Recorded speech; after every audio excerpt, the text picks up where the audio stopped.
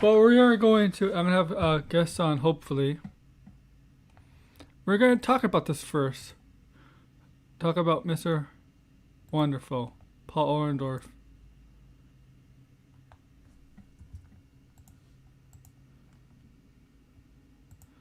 So,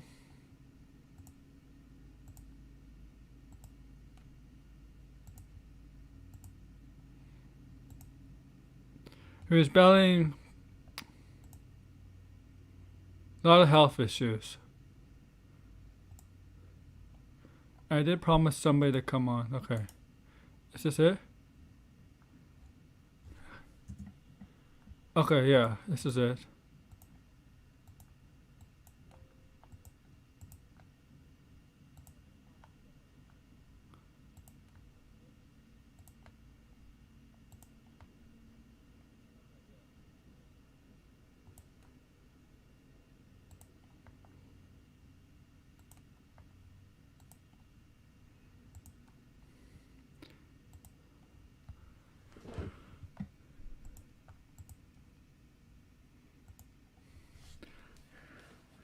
And yeah, so I really haven't seen much of Paul Orndorff. I knew about him.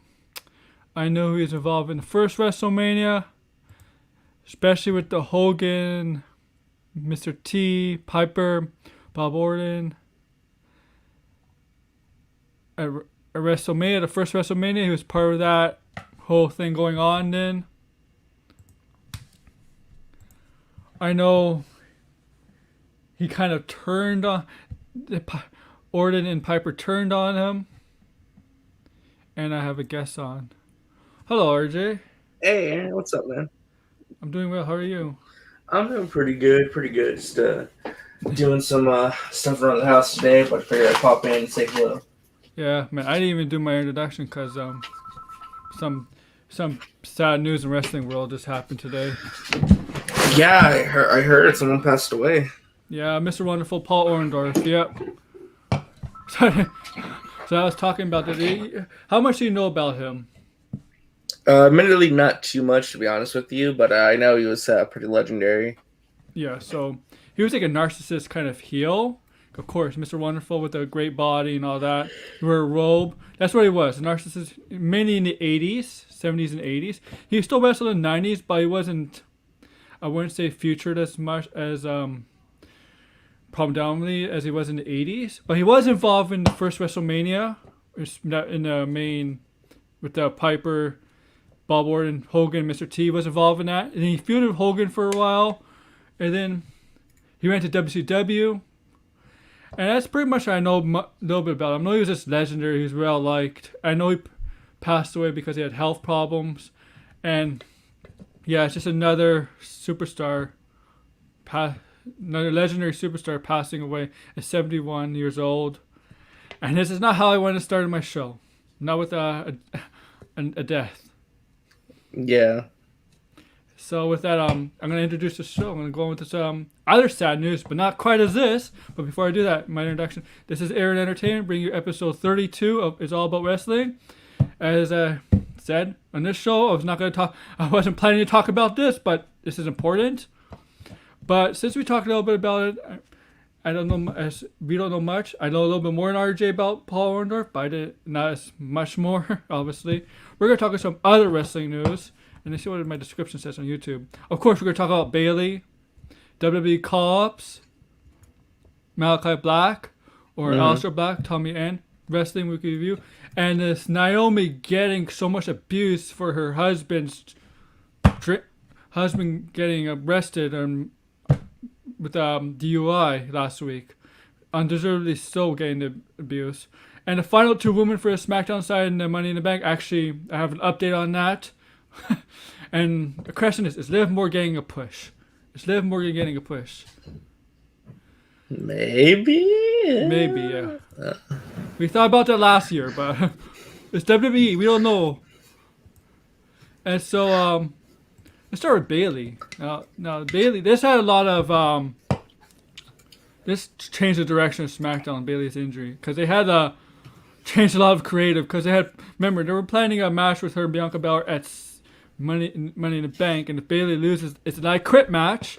Mm-hmm. She said she would quit WWE, which is not BS, right? She would not quit WWE, but she's one of the standouts of the pandemic era.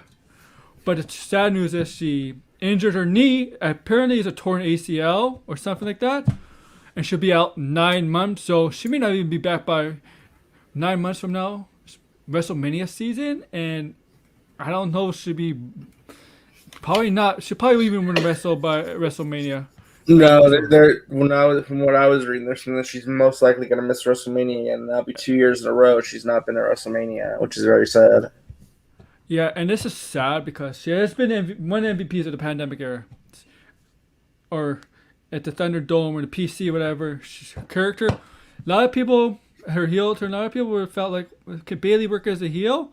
And over the time as a heel, she's really become one of the best heels in the business. She's obnoxious. She plays it very well. She has that laugh. And she has that ding dong hello segment with the, where she introduces people through she has an actual door, like when she introduces someone, they actually go through the door. She's the whole pandemic era, even though there's no crowd there, she's been chastising Michael Cole a lot. Right. And that's that's the best things about it. And with the crowd, you may not be able to, even if she's not hurt, she may not be able to hear that stuff. But I hope. Torn ACL, man. A lot of people want her to be on TV still, but I don't think she'll be on TV in the first few months because this is early in the injury. Maybe when she gets better, she'll be on TV. But I hope when she's ready, if she's not fully ready to wrestle, if they can find some way to have her on TV, maybe as doing the segments, the Ding Dong Hello segments, or just be in a third commentary booth at times with Cole and Pat McAfee. If she's still on SmackDown, because there's a draft apparently coming up in August or September, so there's a chance she could be moved to Raw. And I like her chemistry with Cole. Yeah, no, I'm not for sure what they'll do. They'll put her in a commentary position, like a backstage role. I think for right now, at least the next few months, I think she's going to be off TV. Probably just resting because I believe the report was that she tore her ACL, correct? Yeah, I think it's ACL. Yeah, that's a terrible, terrible injury. So she's gonna need some time just to recoup and get better. She's been hurt. She's been hurt in the past, but nothing like this major. She had her shoulder and wrist injuries, and I don't know why I have this banner. This is episode 32, so I'm gonna take it away. But nothing major like this injury.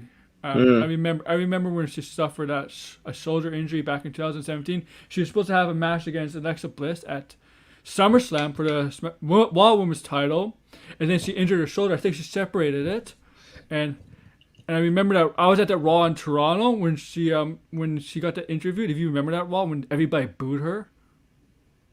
Oh yeah, that was for Extreme Rules, wasn't it? No, it was for SummerSlam. Oh, was it that for SummerSlam? Yeah. Oh, okay, yeah. It was for SummerSlam. Because it wasn't it right after because I know June that year they did the Extreme Rules thing with the Bayley. Yeah. It was So she had a match with Alexa Bliss where she lost the title to, right? That was one. I think that was I'm not sure if Extreme Rules or Money in the Bank. It was one of the pay-per-views in between WrestleMania and SummerSlam, so it could have been one of those.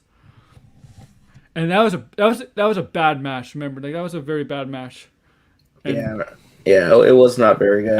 And you're right about This Is Your Life. That was one of the worst segments ever in WWE. And then they were continuing to feud to SummerSlam. She did win the number one contenders match, but unfortunately, I think it was against Nia Jax. And Nia Jax's reputation, she's rough in the ring and she tends to hurt people. Charlotte Flair, Bayley, and others. So she got hurt and separated her shoulder.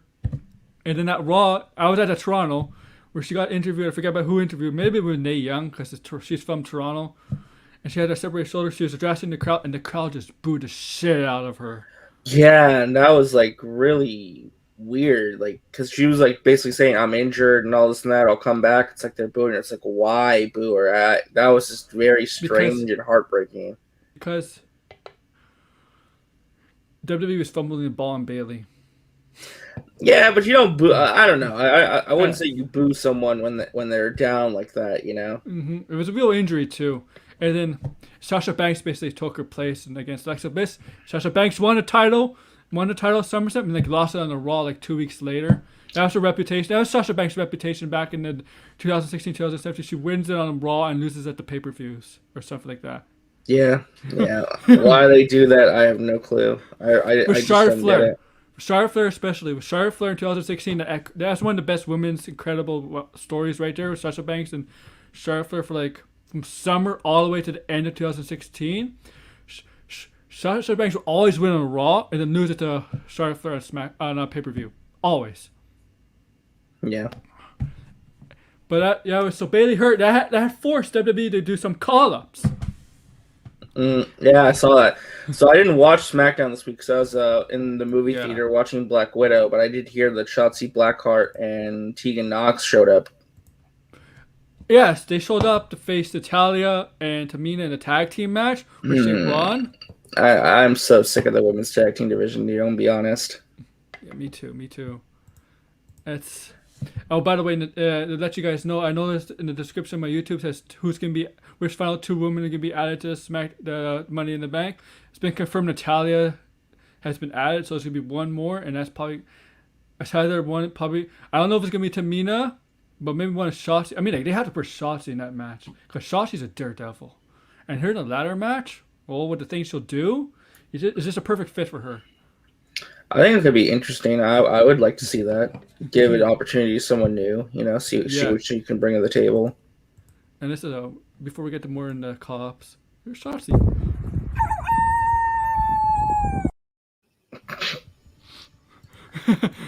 Yeah. So but the thing is, that kind of confused me. When I saw Tegan and Shotzi get caught up, I'm like, wait, is it Shotzi in a tag team with Ember Moon? And and I'm like, when I saw him coming out, I'm like, where's Ember? I thought she was with Ember. And then I'm like, what if Tegan Knox just came back on the Great American Bash NXT edition just to cost Candice LeRae and Indy Hartwell the tag team titles? NXT tag team titles, don't get me wrong here. NXT to women's tag team titles has been changed 4 times in the last like 5 months. Right. and I'm like, wait. I figured when I watch a Great American Bash, they're gonna continue the storyline between Tegan Knox and Candice LeRae, because Tegan Knox had a legitimate injury, but Candice LeRae is the one who took her off TV back in October or something. October or September, around that time. So now with that, I'm like, are they going to continue this? I think what they should do is still continue it. Tegan Knox, Candice LeRae, and whenever the next takeover is, Tegan Knox gets to win, gets caught up. Shotizi Blackheart, I could see Shotizi Blackheart to me was called up ready because they really need fresh faces on the SmackDown women's side, because the Raw side is thin on the women's side, but SmackDown is even thinner. Side. Right. It's even much thinner. Look what they had to put. They put Carmella in the title match at SmackDown to face Bianca Belair, and Carmella's lost to Bianca Belair like 3 or 4 times in a row. Yeah, it's like I'm not for sure why she's involved in this. It's just something for them to do, and like. With Sonya Deville, we'll get to Sonya Deville, but I'm happy for Shotzi. It was not a good match, to be honest with you. It was not a good match, but I'm happy for Shotzi and Tegan. I'll see where they go from there. They're probably gonna be end up becoming tag team champions. So they'll go from Raw and SmackDown defending the titles, put them fresh faces. And just seeing Tegan and Shotzi is kind of weird because it's just a weird tag team because Amber and Shotzi kind of fit a little bit. Tegan and Shotzi don't really kind of fit, in my opinion. I think they're more better as single superstars. I mean, Tegan with Dakota Kai could have fit as a tag team, but Dakota is with Raquel, and that's a good tag team. That's a good tag team right now until they end up breaking up. But when Dakota Kai gets caught up to the main roster, I think in the future Tegan and Dakota Kai should become a tag team, because I know they're in the Indies. I think they were like a tag team or something. I don't know. People know more about the Indies than I do. Probably know more about Dakota and Tegan and the Indies and stuff.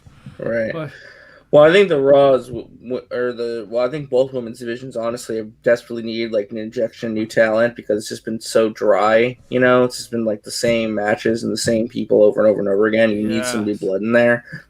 I don't know if this is gonna fix the problem. I think it's just a Band-Aid on an overall issue. But we'll have to wait and see, I guess. I think Becky Lynch is coming back next week.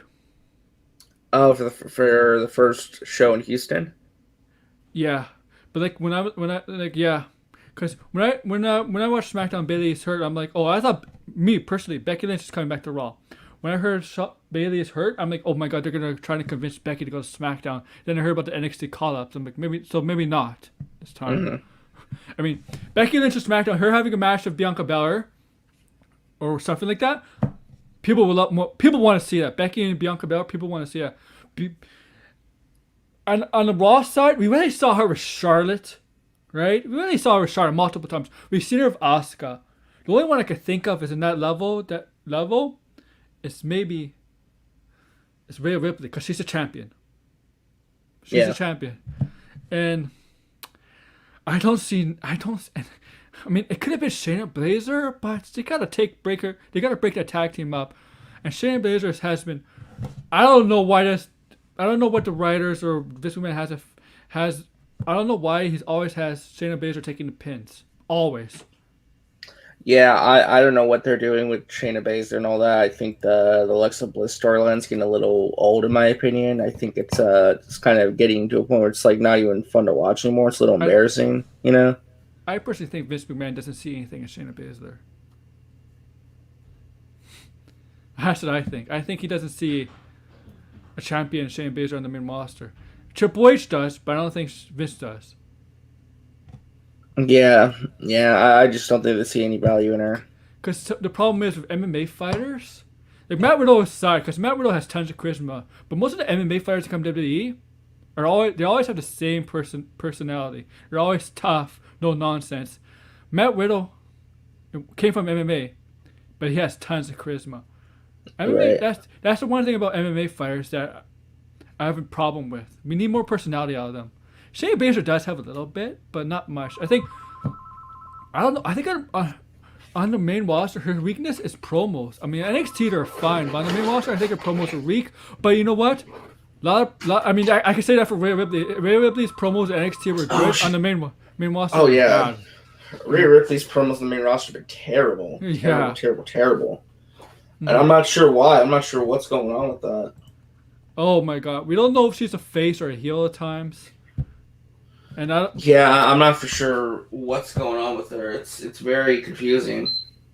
And then we got I don't know why we got a match tonight with Asuka, Alexa Bliss, Nikki Ash as her caller now. They call her Nikki. Oh Ash. God, yeah! Don't remind me of that Nikki Cross change. Jeez, what are they doing with her? It's so bad.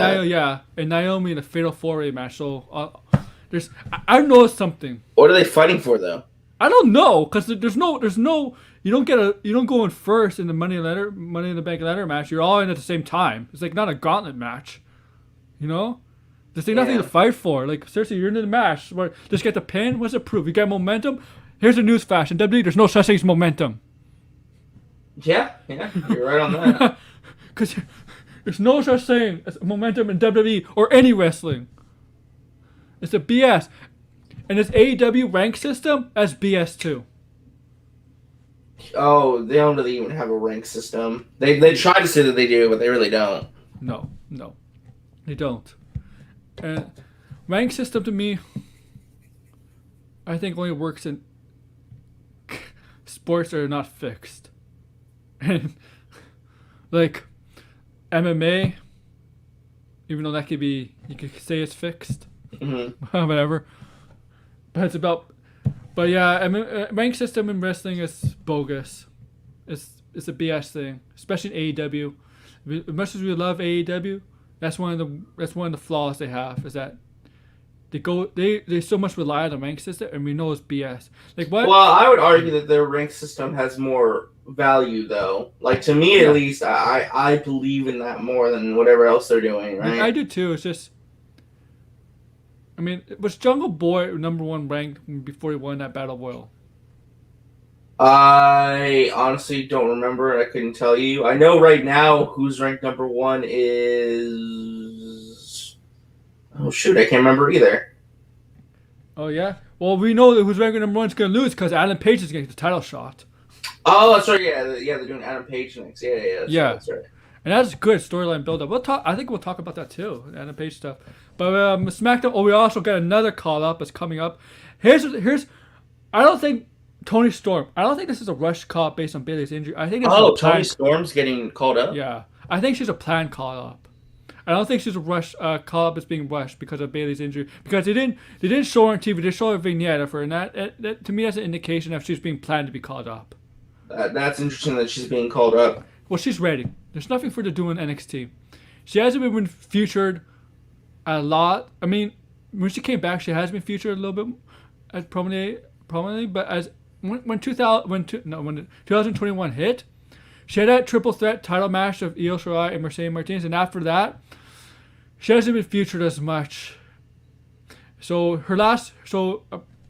I think she's gonna have a match or something with the new Japanese wrestler Saray or whatever her name is. I think it's her name Saray or Suri, and I think that's it. And she's gonna get caught up to SmackDown. Probably, I don't know if it's gonna be before SummerSlam, after SummerSlam, but unlike the Shotizi Tegan Knox, which I think was the call up of necessary call ups because of Bayley's injury, and SmackDown needed some call ups on the women's division. Toni Storm was a necessary call up too, but not because of Bayley's injury. I think that she was just a planned call up. That's why. Otherwise, they wouldn't show a vignette. Yeah. And I'm interested to see her on the main roster. I hope they do a better job with her on the main roster than they've done at NXT because people love Toni Storm.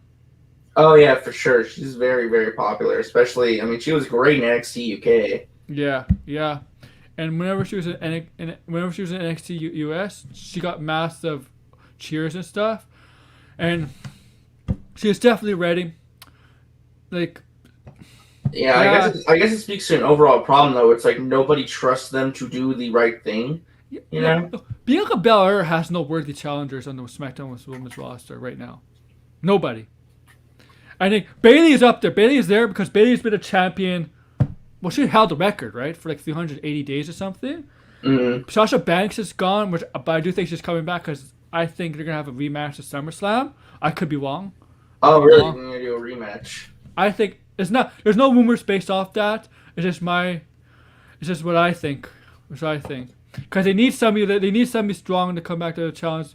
And newsflash: Carmella's not it. Carmella's not that. And Liv Morgan's not that yet. Maybe in the future. Yeah. Natalya, Tamina are not that. Who else is this women's roster? I think that's all the woman I can name. Oh, Zelina Vega. Zelina Vega maybe, but she won't be the one to dethrone Bianca Belair. By the way, I love that she came back just to lose the same night she came back. Yeah. Like, you're basically just in the same position you were in when you left, so I don't know why you even bother coming back. Here's the thing. Just went to AEW. It doesn't hurt her in the Money in the Bank match because she's ready in, right? So it really doesn't matter. I guess. I just don't understand why she went back there. I really don't. I don't get it. Yeah, and then especially when she was talking about unionization and stuff, and she was very passionate about that, and suddenly she like delete all those tweets and isn't talking about that stuff anymore. It's like that's a little suspect. You know what? Money talks, and I don't know. I know money talks, but it's like, integrity. You know what? Maybe because maybe now they convince her. Yeah, you're actually gonna wrestle this time. She can wrestle. The thing is with Zelina Vega. Look, I compare Zelina Vega to Alexa Bliss. Alexa Bliss was a champion. I don't know, a lot 2 or 3 years ago. I don't know. She had like 5 titles and title reigns at one time, or at one point in 2 years. Alexa Bliss is small, right? She's small. She's a character. She could talk. A lot of people, I honestly think Alexa Bliss is better in the ring than a lot of people give her credit for. I think she's very underrated in the ring. But I still think it's Zelina Vega. When I see her wrestle, I still think she could do stuff better in the ring than Alexa Bliss. Not taking anything from Alexa Bliss. As I said, I think she's underrated in the ring. But she hasn't wrestled a lot because she has been injury prone. Alexa Bliss has been injury prone, especially concussions. Zelina Vega, like Alexa Bliss, she's small, she could talk, and she could wrestle. Yeah. And she's been mostly a mouthpiece for Andrade and Garza. But when she gets to the ring, she's not bad. And yeah, so and I don't know. So the SmackDown side, we got Natalya, Zelina Vega, and Liv Morgan. So I don't know. We could go with Shotzi, Tegan, Tamina. Technically, they're on SmackDown roster. Natalya and Tamina are actually SmackDown roster. They're on the SmackDown roster, but since they're champions, they could go both brands. Mm-hmm. And we got Sonya Deville. I know she's a manager right now. But do you think there's a chance she puts herself in the Money in the Letter match? Who do you think? I don't think she'll put herself in the match. I think it's more likely they bring in Toni Storm or they do Sashi Blackheart. I do think Sonya Deville will come back to wrestle at some point, just not now. I think it's gonna be like a post SummerSlam thing. They'll probably do a storyline out of it where like she wants to come back and like this and that. And Yeah, I agree with you. I think Sonya Deville will come back as a wrestler. just not right now. Just not now. Yeah, and I think it should be Sashi Blackheart because as I said like I don't know 5 minutes ago. She's a daredevil. She'll take huge risk. But in a match like that, that's perfect for her. It calls for her to be in that match. Just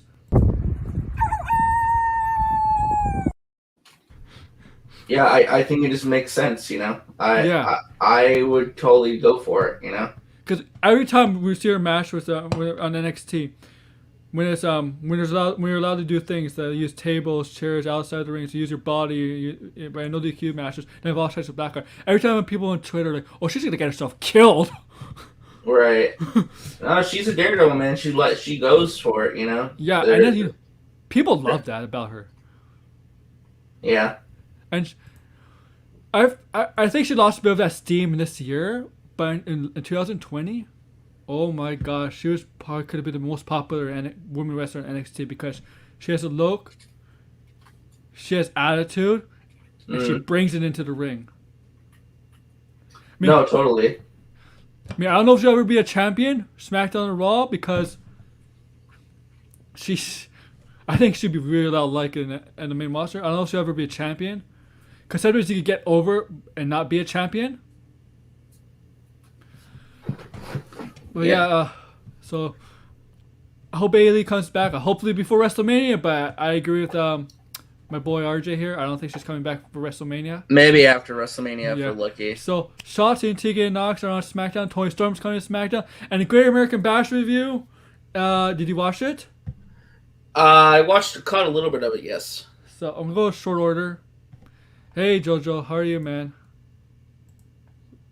Doing good? How are you guys doing? So basically, what was the first match? MSK defeated Timothy Thatcher and Ciampa. I thought Timothy Ciampa and Timothy Thatcher would have won. I think that team is a main roster call-up team right now. Timothy Thatcher and Tommaso Ciampa. I think they need to be called up because the tag team on the men's side is not very good. New Day is with Bobby Lashley right now, right? I think that's just going to be a short-term storyline. Yeah. Who do you think Bobby Lashley's going to fight at SummerSlam, by the way? I don't think it's Brock. I thought it was going to be Brock Lesnar like a couple weeks ago. Now, from what I'm reading, it's not going to be Brock Lesnar. I just hope it's not Drew. Please don't do Drew again. No. I bet Drew's going to get involved in a program with Jinder Mahal, looks like. The worst champion of the 2010 decades. Yeah. And I don't know who Bob Lashley's gonna face at SummerSlam. That's a good question because if it's not Brock Lesnar, I don't know who's next. I don't know. But yeah, so MSK won. Who else? Oh yeah, so Candice LeRae and Indy Hartwell lost the tag team titles to Zoe Stark and Io Shirai.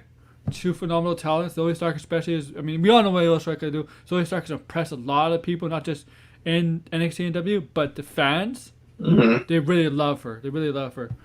She's not only she's buff, man. She's buff, but also very athletic. Right. And I don't know with the Tegan Knox stuff with SmackDown. I don't know if they're gonna continue. I don't know if they're gonna have a program with her Candice LeRae because she needs to get a revenge. What else happened? Oh, Cameron Grimes lost to LA Knight. I was gonna say Eli Drake there for a second, but I remember LA Knight, and that's for the $1 million title, whatever you want to call it. Yeah. If Cameron Grimes loses, he becomes his butler. Unfortunately, he lost, and he will become his butler, which I think is gonna happen. And I think that's perfect for Cameron Grimes. Become a butler. It's gonna be hilarious. Cameron Grimes is a butler. Cameron Grimes is amazing. Yeah, I think it'll be a fun storyline for sure. Has potential. Who else happened? So we got a segment with Karrion Kross and Johnny Gargano. They're gonna have a title match this Tuesday, and Samoa Joe, I think, is a special guest referee or something. Okay. And that could lead, that's possibly could lead to something there. No, totally. Because if you provoke Joe, he has the right to attack you. And that's right. Yeah. Right, will Kross, will something happen there? We'll see. Because Kross is being one of those guys being looked up to be caught up too, right? Most likely, yeah. Yeah.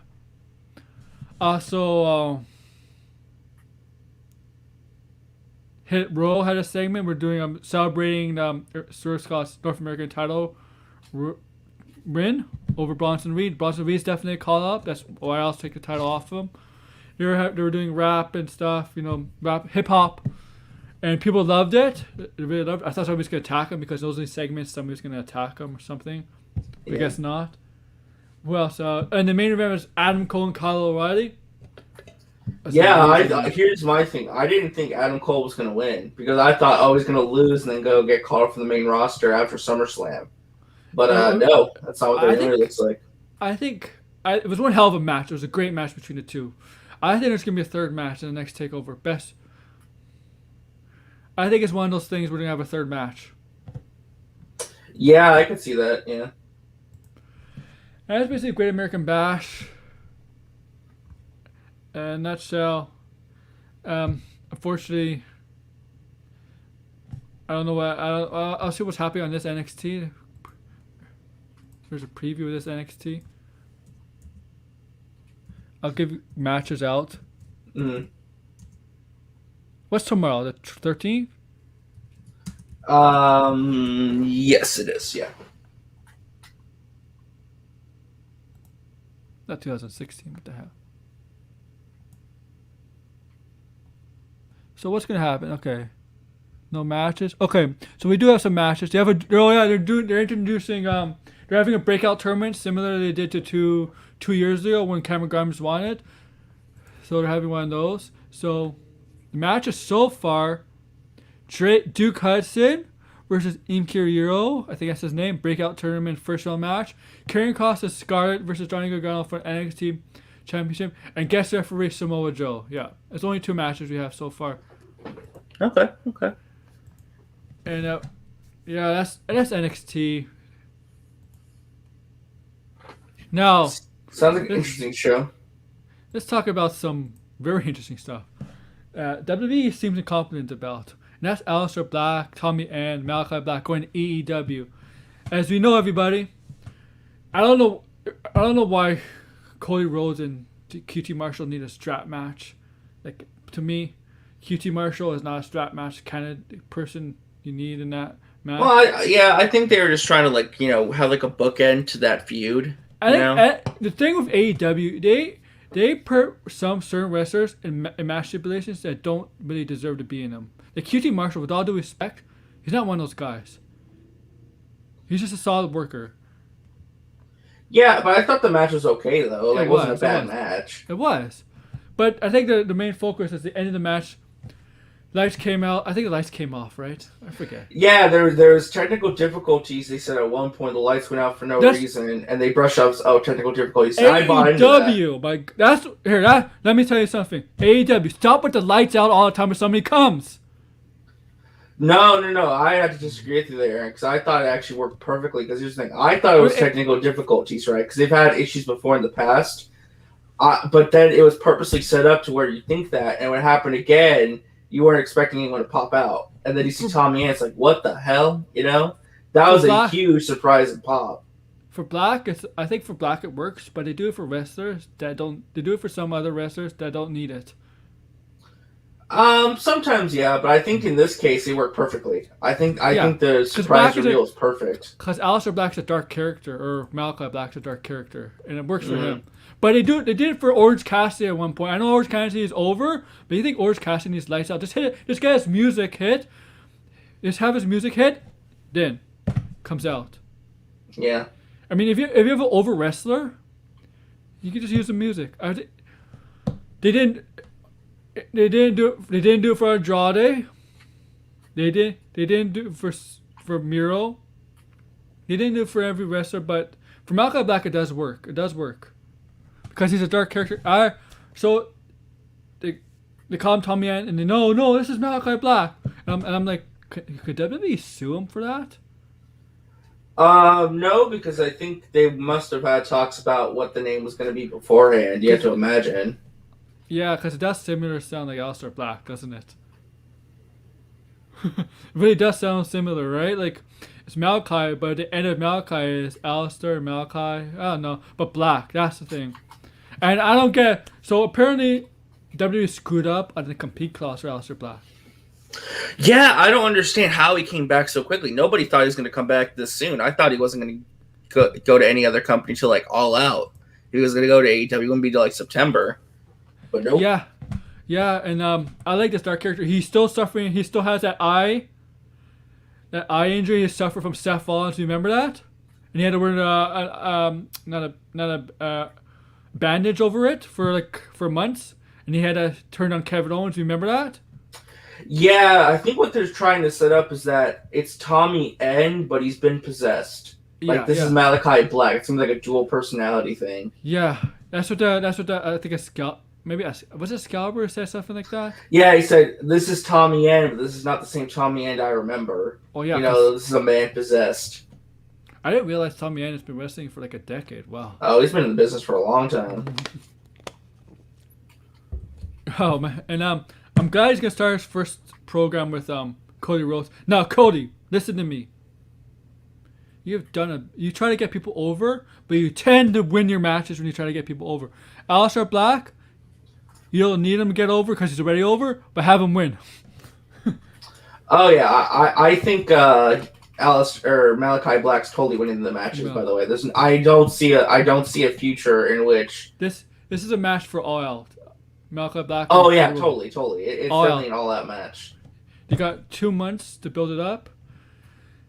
Do a good job, and I'm glad. Like a lot of people are sour on Cody Rhodes because I think Cody Rhodes thinks about himself too much, puts on the show too much. I think his entrance, for example, is kind of ego. He has a huge ego with his entrance. He shows it. He likes to cut promos a lot. I mean, he's not like Triple H, but he's a little bit like Triple H. He doesn't necessarily put a title on himself, but you know what I mean, No, I get that. I mean, that is the interesting thing where it's like, well, I think sometimes he comes across like he has an ego. I don't necessarily think he does per se, but I understand it comes across that way to some people. Mm-hmm. I mean, I know he put over some guys, like Brody Lee. Rest in peace to Brody Lee. But he didn't put over the Anthony Ogogo until on Dynamite. Like no offense, but putting someone over on Dynamite is not the same thing as on a pay-per-view. I think putting something over on a pay-per-view is bigger than a weekly TV show, and that's just one of those special TV shows. Like for example, like Fyter Fest, right? Fight for the Fallen's later. Fyter Fest is Wednesday. It's 2 shows, but that's something you can put somebody over. And Christian and Matt Hardy, they're having a match, but that match doesn't put anybody over because they've been over for like 20 years, 2 decades. Yeah, it's just something for Christian to do right now. Yeah, Yeah, and but I mean, I don't know if the guy's fired. I don't know if woman or man, whoever it is, from not noticing about that complete clause because that's bad. I know some wrestlers asked for like a shorter no complete clause from 90 days, but I don't think this was the case for Aleister or Malakai Black with Tommy Ann. I think it was just not paying attention. Yeah, it must have been a slip up. I'm gonna be very curious to see if he talks about that, how the heck he got into AEW so fast. They just let him go, or like if there was just a shortened compete clause, or what the heck was going on. So a brief note: Chelsea Green, Zack Ryder's girl, fiance, former WWE with the Robert Stone's brand. Chelsea Green has. I didn't watch Ring of Honor. They had a pay-per-view yesterday. There's a new champion, Bandito, with beating Rush. I don't really watch Ring of Honor that much, but I know Chelsea Green is now in Ring of Honor. ROH, Maria Kanellis, who that segment with Mike Bennett and Mike Kanellis with the him being her the boss. You know, Yeah. the cockhold angle. The cockhold angle. Mm. Yeah. She introduced Chelsea Green. They do have a history together in Impact. That's what they. But here's the thing. She said in an interview that she was main eventing on in Impact, and she couldn't do it in WWE and NXT. Didn't realize how she can do and stuff like that. Then focus on that. Focus on her. And I'm like, all the people are like, this in that interview. I'm like, Chelsea, Impact it's not a big lake, man, or not a big pond. Right. You're a big fish in a small pond. WWE and NXT both. I mean, on the main rosters right now, it might be a small pond, but in NXT Women's Division, it's not a pond, it's a lake. Yeah. That is kind of like it's like, well, you're bragging about being in this. It's like it's not that big a deal. Yeah. I mean, like, yeah, she has to realize that NXT and WWE and Impact, it's not the same thing. It's a bigger company, much bigger company. Most of the people are gonna be a small fish in a big pond in WWE and NXT. Regardless, even the top tier wrestlers are still a small fish in a big pond. I'll say it's a lake. Yeah. I mean, especially the women's division, man. In the women's division, NXT is stacked, man. And they're getting some call. You know what? They're getting those 3 call-ups I mentioned on SmackDown: Toni Storm, Shotizi, Blackheart, and Tegan Knox. But you know what? They have a lot of trainees in the PC who are actually wrestled in indies. They're probably very close. They're probably very close to making a jump to NXT programming. It's just that they have to get used to WWE style of cameras, production. That's the one thing they do without veteran independent wrestlers is that they know how to wrestle. That's all fine. It's just learning the WWE product. Oh no, totally, yeah. So they're gonna be fine in that department. I mean, WWE, they'll be stocked. I mean, they let a lot of people go this past few months, but they'll restock the talent. That's what they do a very good job of. Even though they don't use that much of that restocking talent because they can't. You can't have everybody on the TV. Yeah. I mean, but Chelsea Green, I understand you're a big deal in Impact. Good for you. You're successful. I hope you're successful in Ring of Honor. But NXT and W is a different animal. I mean, if you go to AEW, if she went to AEW, that's a big lake. That's a lake too right now, especially in the women's division. Even though the women's division is not as good as WWE and NXT, it's still pretty big. Yeah, I think the women's division is actually getting better. Yeah, time. I think she'll do. If she was, yeah, it's I think taken she's a while to AEW. get there, but it's been getting a lot better. Yeah, I think if she was at AEW, she'll have more of a bigger role than she would have at NXT or in WWE. Just remember, she was called up to WWE in November, and she was supposed to be put in a Women's Survivor Series match, and she injured her wrist. She broke her wrist. Mm-hmm. Yeah, She's been known to be injury prone. Because that's the first time she broke her wrist. That was not the first time. I think it was like a third. And apparently, the Ring of Honor, I saw the picture. She had a brace on her wrist area, and I'm like, wait a minute. The wrist doesn't take almost more than a year to heal. And apparently, she injured it back in training. Re-injured it back in training at some point, like a couple months ago. Yeah. So. It's just crazy how often these wrestlers get injured while training, you know? Oh, yeah, that's happened to Bayley. You're right. It's happened to Bayley. I'm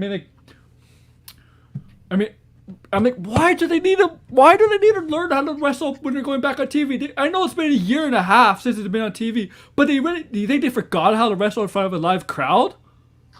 Well, it's because they think, okay, you need to train up because you're going to be back in front of live crowds. Like, I'm not saying training's bad. I think it can be good just to, refresh your moveset or just, But look at the thing. They're cutting a promo. They cut promos in the Thunderdome, like in front of a live crowd.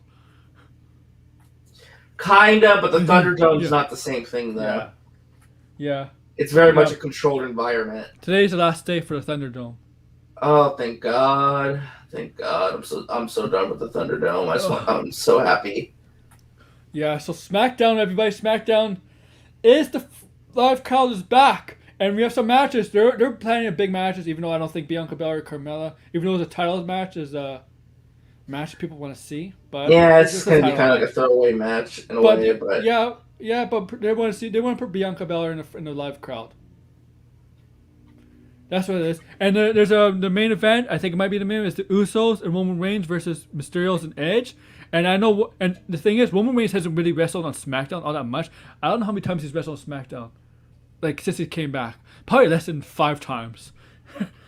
But yeah, in front of a crowd, they want to have him. They want him having wrestle in front of a crowd.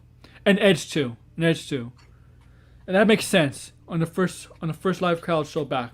Yeah, you have to do stuff like that. You have to pump the crowd back, live crowds back. You have to do something like that.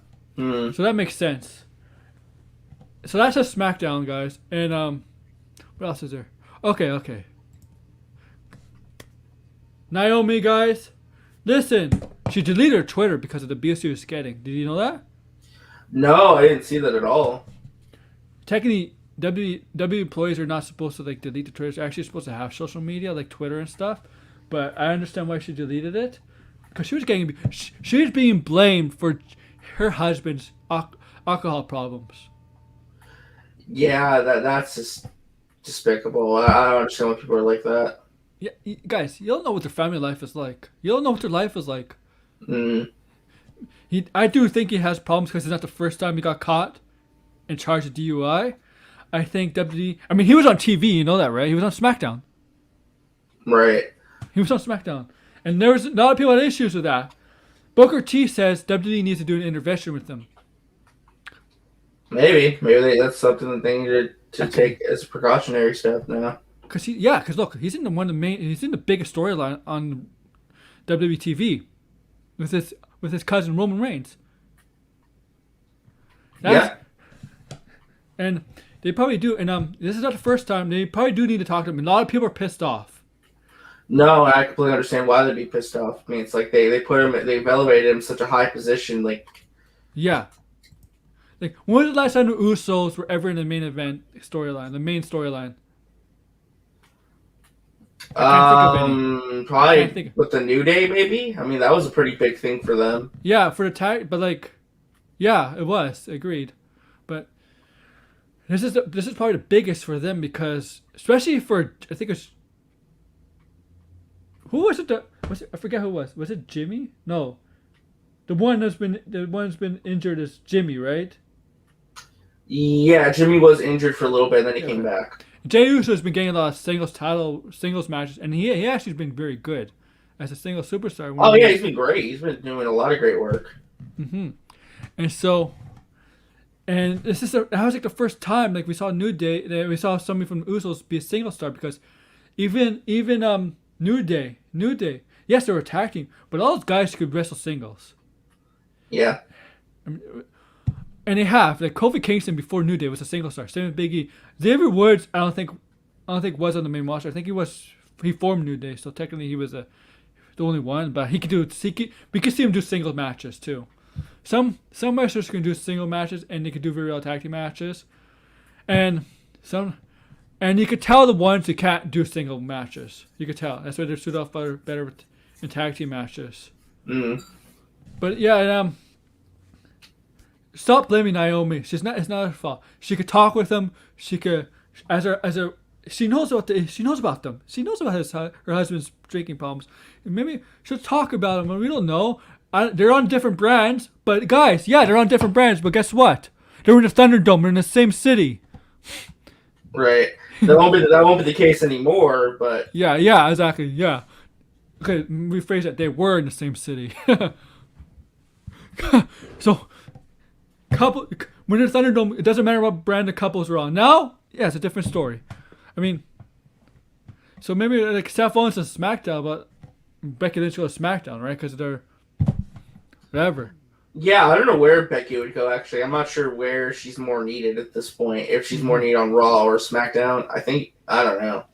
Yeah, I think both brands need her. That's the thing. Both brands need her. Yeah, I would assume she's gonna go to SmackDown because that's like for the big names, right? That's like the premier channel and show right now. But Yeah, as I said, like 20 minutes ago, the only one I could see her facing on Raw is Rhea Ripley. On SmackDown, there's a lot more talent there with Bianca Belair. Because I don't want to see her Charlotte or Asuka again. We've seen that. Right. And Charlotte always gets, like, I know a lot of people criticize about Charlotte, that she's always in the title picture. But you have to understand, Charlotte's like Ric Flair, like her father. Ric Flair's always been in the title picture. That's what Charlotte Flair is. Mm. Like, she's the Roman Reigns of Raw. The women's division. She's the big boss of the women's division. Yes, she's not maybe on the level of Roman Reigns or Brock Lesnar, but she's still the main boss of the women's division. And Becky Lynch might be the most popular women's wrestler, but she's not. She's the one. She's the one to dethrone Charlotte Flair. Even though we've seen that so many times, and they haven't done a good job. They haven't done a good job of building up women's wrestling. They botched the ball. They botched it on Rhea Ripley. She was still over NXT when she took down Shayna Baszler, and then they didn't know what to do with her. Yeah, pretty much. I think the Charlotte stuff for WrestleMania absolutely killed her. Mm-hmm. It was an absolute disaster. That never should have happened. I personally think if there was no pandemic, Rhea Ripley would have won. Yeah, maybe. I think I read somewhere that was the plan. That was the plan for Ripley to win, but then since they're gonna be Orlando or wherever because of in the PC, you might as well keep it on Charlotte Flair because she could be on NXT and get people to watch NXT more because they're on Wednesdays competing with Dynamite. And newsflash to people, much as Charlotte Flair is like maybe she's one of the top women in WWE, she's not a draw. Like people think her out to be. Like nobody here's the thing, nobody in wrestling's a draw. No, I mean, yeah, technically when you think of it that way, yeah. That's AEW, Impact, Ring of Honor, WWE, NXT. And nobody's a draw.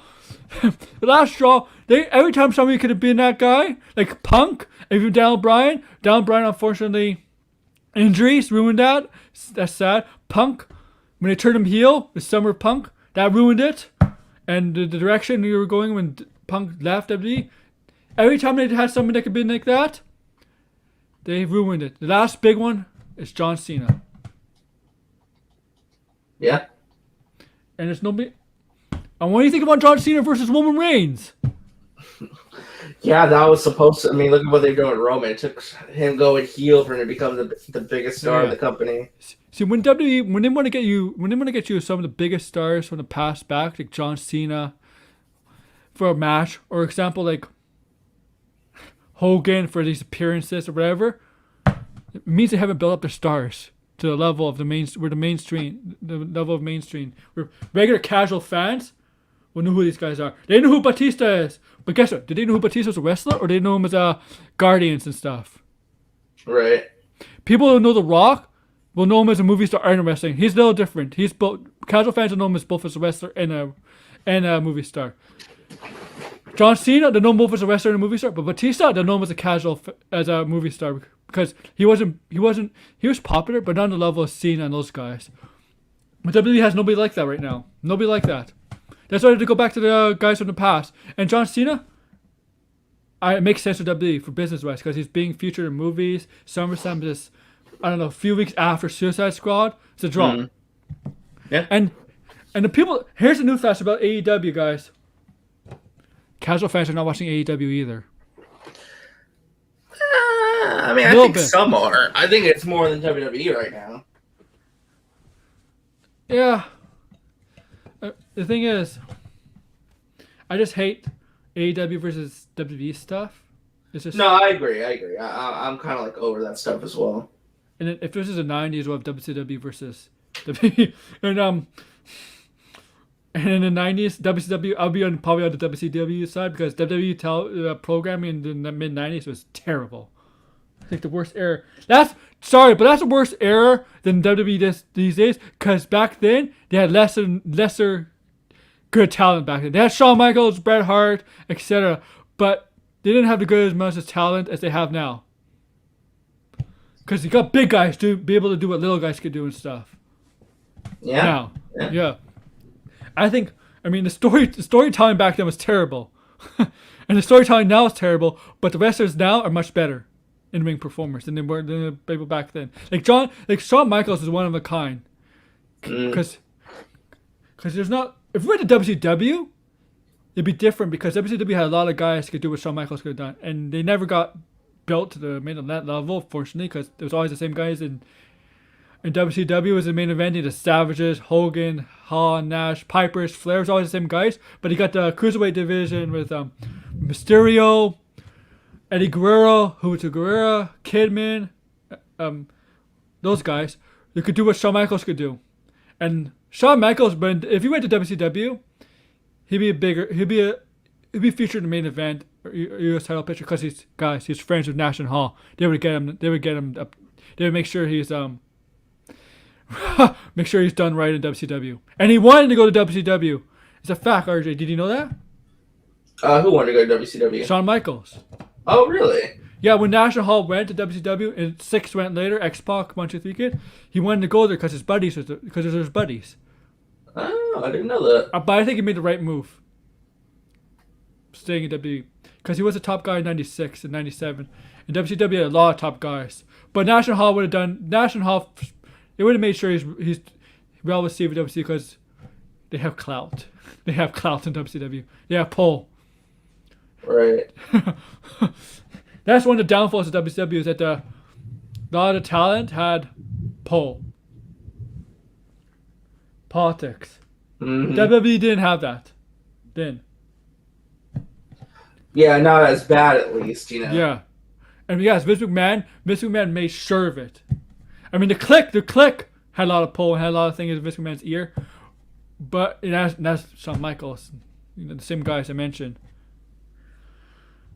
But it was still well controlled, unlike WCW, where Bischoff cared more about ratings than. I mean, the cruiserweight division. A lot of people love the cruiserweight division. A lot of guys. Yeah, it was very special for a lot of people.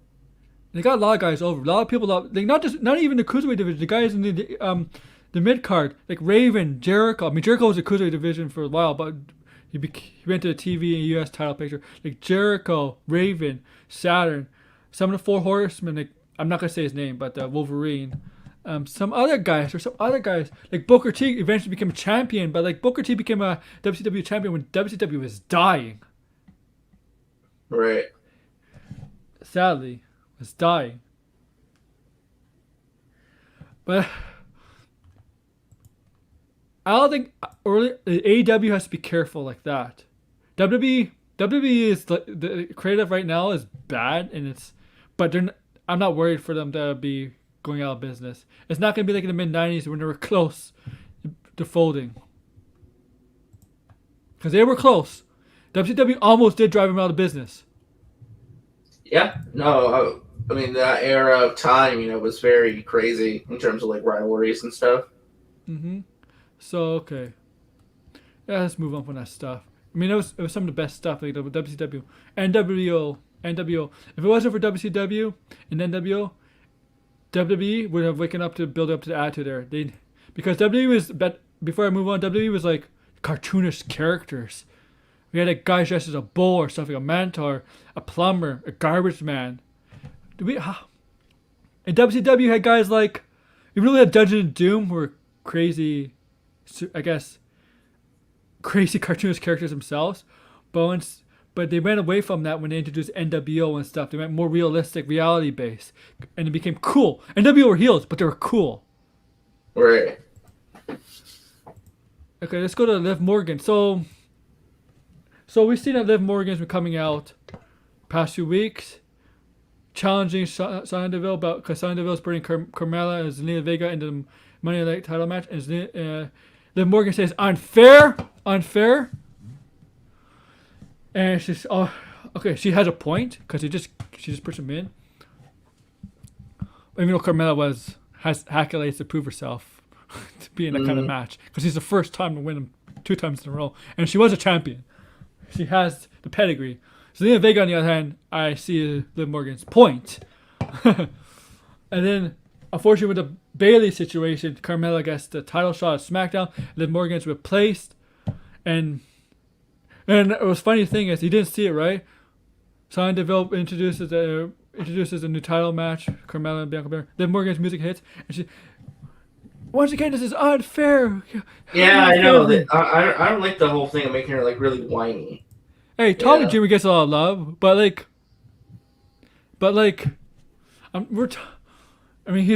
Tommy Dreamer's still doing a lot of good stuff right now in wrestling. Yeah. So yeah, Liv Morgan. So what happened was she was pissing off Sonya Deville. It got to a point where Sonya Deville was very annoyed. Sonya Deville said, "Enough! If you let me continue, you're the one replacing Carmella in the Money in the Bank ladder match." And she was so happy. And I wonder if it's gonna start something between Liv and Sonya Deville or something. I thought that's gonna be a lead way for her to come back in the ring for Sonya Deville. Mm-hmm. And Sonya Deville has been favoring talent. Yeah, for sure. And it's just a push. Like I look at the competitors in Money in the Bank ladder match. You got seven. I don't want Natalya. Natalya to me doesn't do it. Asuka's really wanted to become the champion. Remember, Becky Lynch got pregnant, so it wasn't really the contract. It was the belt, right? She had to forfeit the belt, so that was last year. Alexa Bliss already wanted, and that was a great cash in on Nia Jax in the match against Ronda Rousey. You remember that? Yeah, I do. Yeah. Okay, so Alexa Bliss won. Nikki Cross, maybe? I don't know. I don't know if Nikki Cross is the. I think Ronda Rousey's gonna come back. By the way. Nah. She's pregnant right now. Oh, is she? Yeah. Oh, I didn't know that. Nikki Cross. Maybe Naomi. Naomi. Maybe. I don't think it's Zelina Vega. Maybe it's Zelina Vega. I think it's gonna be either Zelina Vega or Liv Morgan. But whoever the eighth competitor is, we don't know yet. I think me and RJ agree it should be Shotzi Blackheart because it just suits her. Yeah. It's just 100% suits her. Because to me, Asuka, Alexa Bliss, Natalya, those three, the winning is underwhelming to me. What do you think? I'm sorry. What would you ask? I think Alexa Bliss and Asuka and Natalya, if they one of those three would win, be very underwhelming to me. What do you think? Oh, for Money in the Bank? Yeah. Yeah, I agree. I think it almost has to be Liv Morgan at this point. Because this is that tells a story, you know. And people love Liv Morgan. Like they love Liv Morgan. She's very likable.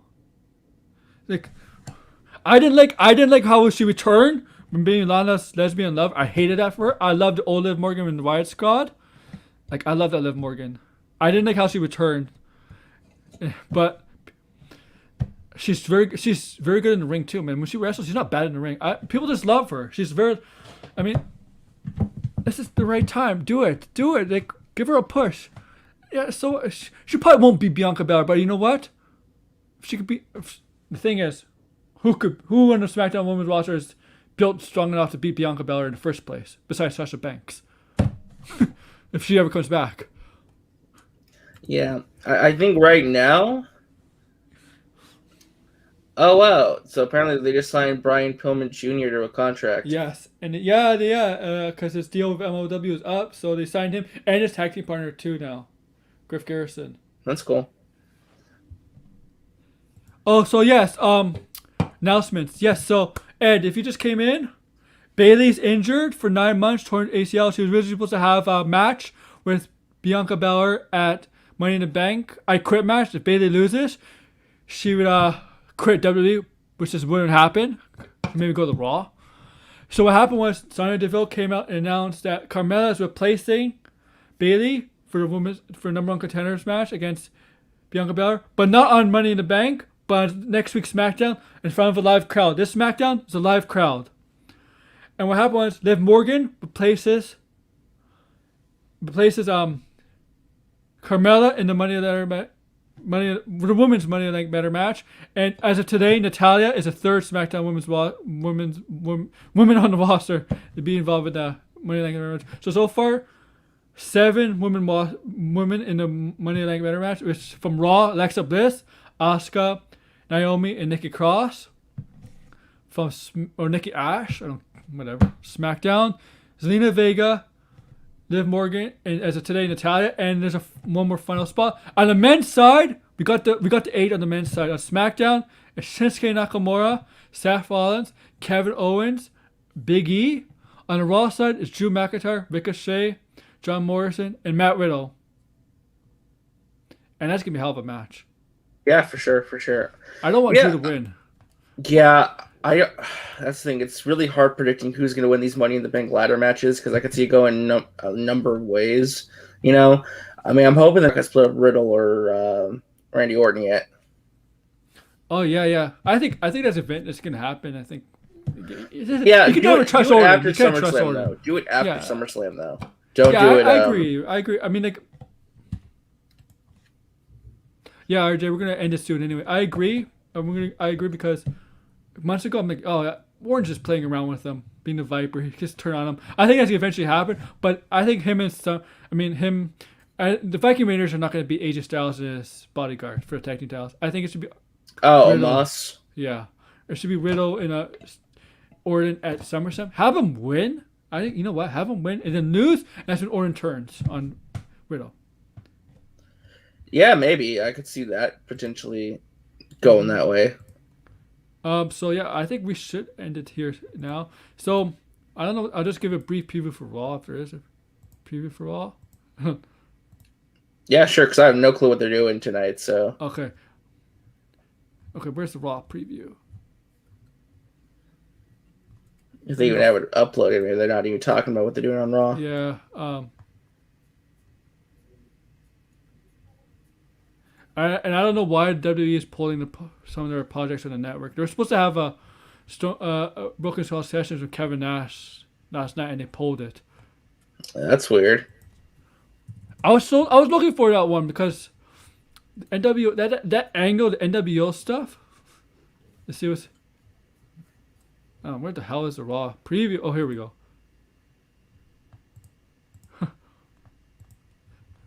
So Xavier Woods has a 1-on-1 match with Bobby Lashley.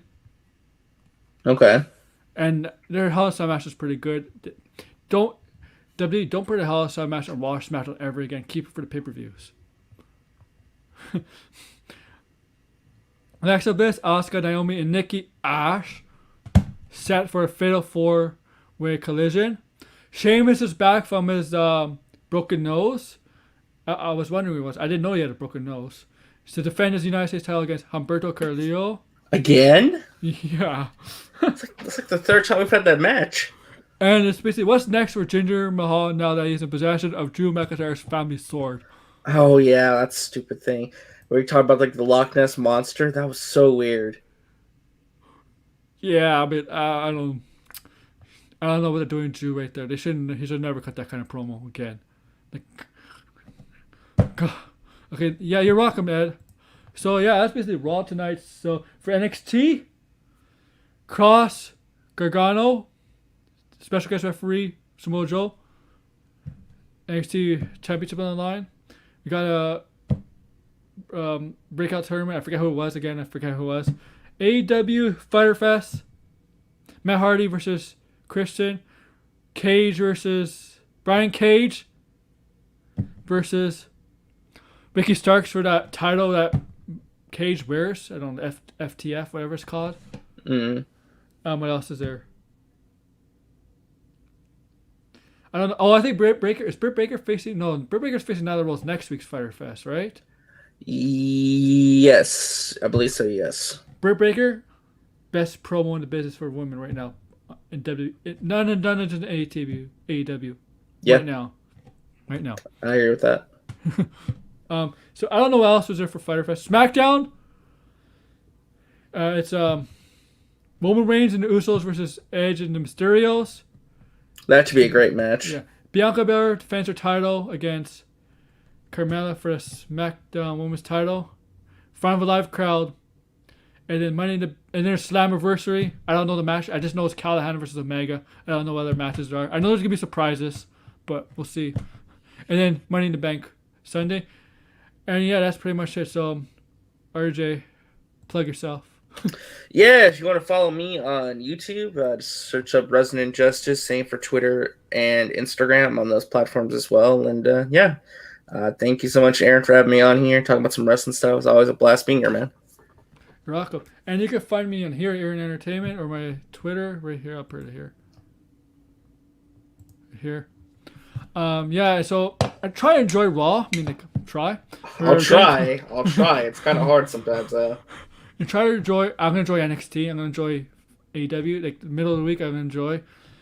Thursday, I'm gonna try. Thursday is not a typical pop culture show. It's gonna be a pop culture show focused on the Black Widow spoilers. So if you want to join me, RJ, you're free to join me. And you can talk about Loki also. It's gonna be more of a Marvel show because it's the Loki finale is this Wednesday. Yeah, can't wait for that.